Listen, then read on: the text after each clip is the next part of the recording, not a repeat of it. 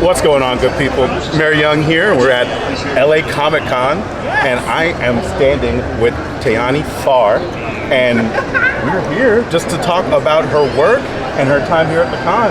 Thank you for taking the time to talk to us. Thank you for coming and visiting my stand here. It's an honor. I'm so happy to be here and to meet everyone. It's my first time here in LA. Oh, wow, in LA welcome. Comic Con, so I've been waiting to come here for a long time, so it's such a pleasure. Oh, that's so cool. I'm so happy that you're here. Like, really.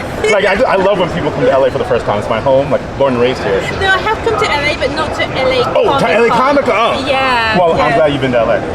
There it is.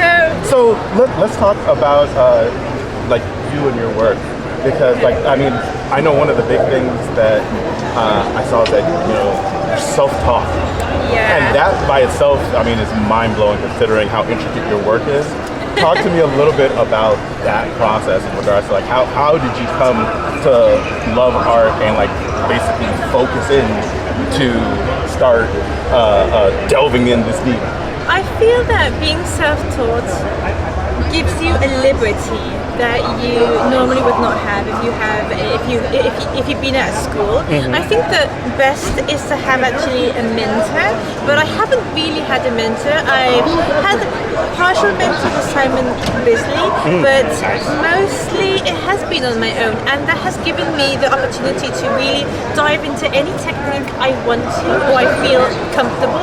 So the way I began is I like to read a lot. I really like to tell stories. So my artwork is a story told by one image that is like a window into a world that I'm imagining or that I have to represent for somebody else. So what I do is I investigate a lot and I put as much symbols and things that inspire me to be able to make that connection with the people. And what I have found that is very important for me is being comfortable using the techniques. So I literally began super simple. I had no idea what I was doing, and I was like, I'm just going to start with a pencil, because if I make a mistake I can rub it out. And slowly but surely I was going, okay, now I'm going to do a pencil with a little bit of white and a pencil with maybe red, and I would add more and more onto it until now I go full on acrylics. So I'm like, okay, I know that even if I make a mistake, I have the capacity to hide it. And I feel that a good artist is somebody that knows that you can make happy mistakes, but also if you make bad mistakes, you know that you can literally hide it and just go on again. And I feel that I've come finally to that point where I know that I will be able to. So that's only taken me 10 years. That's it. The short time of 10 years. Short time of 10 years. Talk to me about some of the people that you like to read. Like, tell me, like, genres and authors. Like, what is it that you like to read that help inspire the kind of work that you've done? I read so much. Like, you cannot imagine how much I read. I can read 2-3 books a week. Really? Because what I do is I listen to books. Okay. So I have the artwork and I work between 10, 12 hours a day. Mostly if I'm on hardcore deadlines, I work 15 hours a day. And the way I concentrate is putting a book on. So all that time is a book. So I can literally read a book in a day if it's 15 hours. Most of my books are 30 hours or long sequences. I'm a super fan of Tolkien. I really he's like the master of fantasy. I also like Frank Herbert. I really adore Stephen King, Lovecraft. Recently I just finished reading The Exorcist and Legion. So I read whatever I'm drawing. So if I'm drawing something like Medusa, I read everything I can about Medusa. So it's not only a book, it's also research, and it gets me into a vibe and a mood. Got it. Okay, so and my next question was going to be like, how do you find yourself able to concentrate on what you're drawing versus listening to what you're reading? But if it is like research, then it's basically like it all kind of coalesces into one thing. It's research, and at the same time it's a way to zone out. And I just heard this about 2 weeks ago. So it was I like history and I like philosophy a lot, and they were saying that art is through the heart and not so much through the mind. And I was like, that is completely right, because I've found that when I'm thinking too much in a drawing, it comes out stiff. It comes out too detailed. It doesn't have that flow. But when I'm not concentrating, when my mind is on something completely other, that flow just seems to happen. So reading for me, I have enough concentration to be there and do it, but not enough to be obsessed on it. How long did it take for you to find out that, you know, doing the audio book while you're drawing was a method that really worked for you? And how much time did you already put into your art before that? Like, do you feel like you needed to like learn something fundamentally before you could get to a point where you can just like zone out like that with a... It happens simultaneously. So Okay. I used to work out and I used to listen to books. Like Got it. all Game of Thrones I did in the gym. Nice. So I was like, I love reading, and when I listen to music, I used to start to imagine worlds of my own, and I used to fall in love so much with the character that I didn't want to sell it. I was like, no, this is mine now, because I would create a world that of my own instead of making something for some other person. So I needed a way to not do that, and the way was listening to a book. So it didn't give my mind like enough free time to be creating stuff. And that was at the same time. It was at the same time. Okay, gotcha. Now, before you were a professional artist, you modeled professionally. Yeah, how did you know that? Yeah. I did my research. No. Okay. I did my research. So, talk to me about the transition from the modeling into doing the art professionally, and what are some of the skills that transfer from the modeling world into the art world? Very interesting. So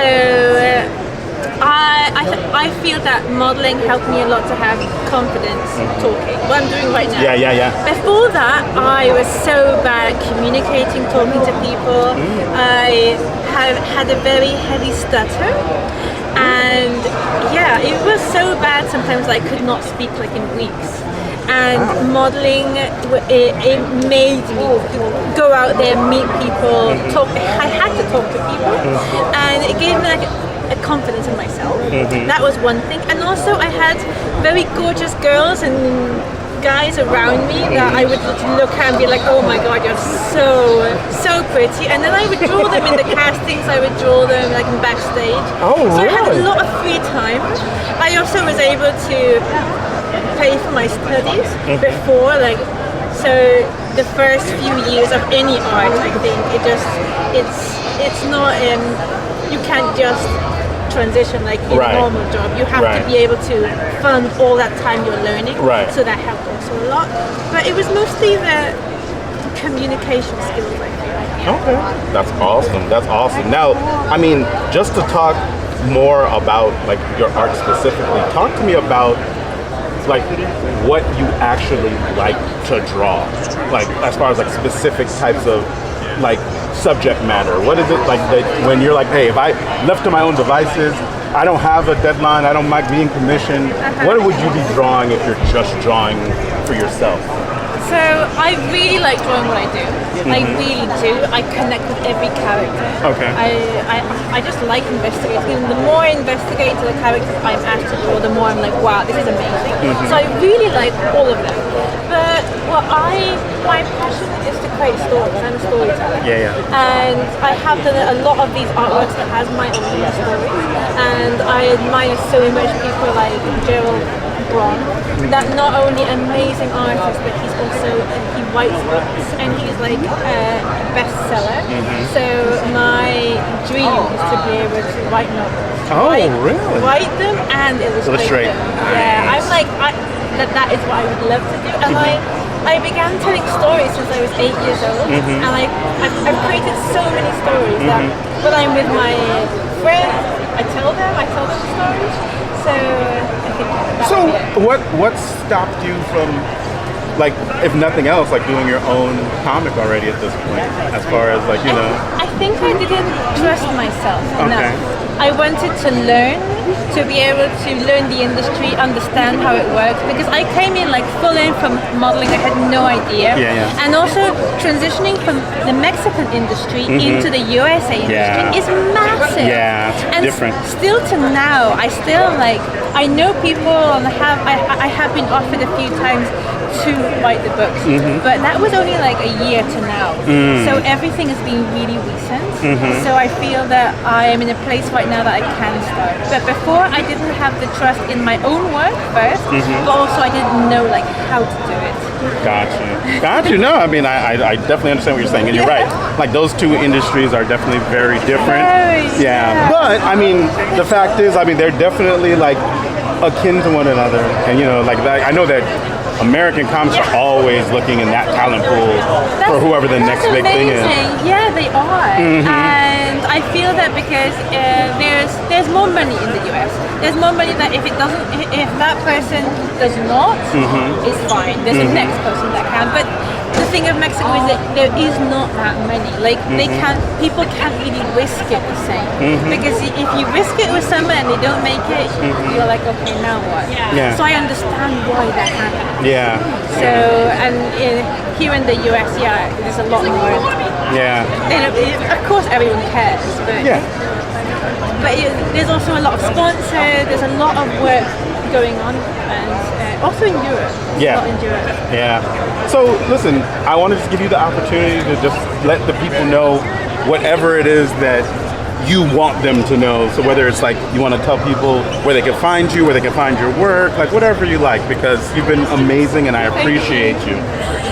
Hello everyone again. Yes, thank you so much for tuning in. I'm really excited to be here. You can find me on my social media on Instagram. I answer to everything. I try to post as much as I can, but you can find me with my name, Tehani Farr. And I'm here in LA right now. I'm going to be also in New York. I do tours. So right now I'm ending a tour, but I do tours in Europe and in the US, and I end in Mexico.